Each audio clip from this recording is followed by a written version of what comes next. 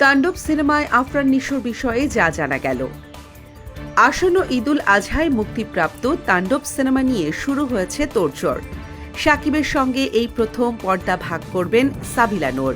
বাড়তি চমক দিতে হাজির হবেন জয়া আহসান। বাড়তি নজর কাড়বেন অভিনেতা সিয়াম আহমেদ।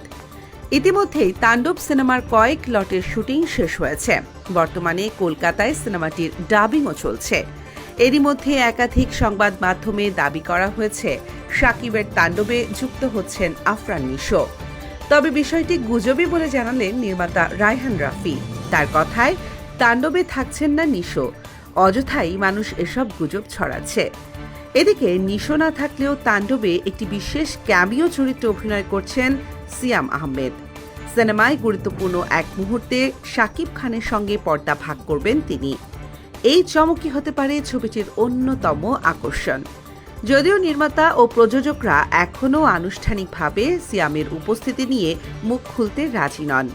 সবকিছু চমক হিসেবেই রাখতে চাইছেন তারা।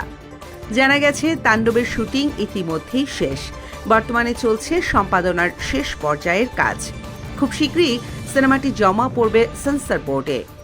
ভারতের এসভিএফ এবং বাংলাদেশের আলফা আই এন্টারটেইনমেন্ট লিমিটেডের যৌথ প্রযোজনায় নির্মিত হচ্ছে নতুন সিনেমা তাণ্ডব। একটি টেলিভিশন চ্যানেলে হামলাকে কেন্দ্র করে এগিয়ে যাবে এই সিনেমার গল্প। Real link entertainment desk.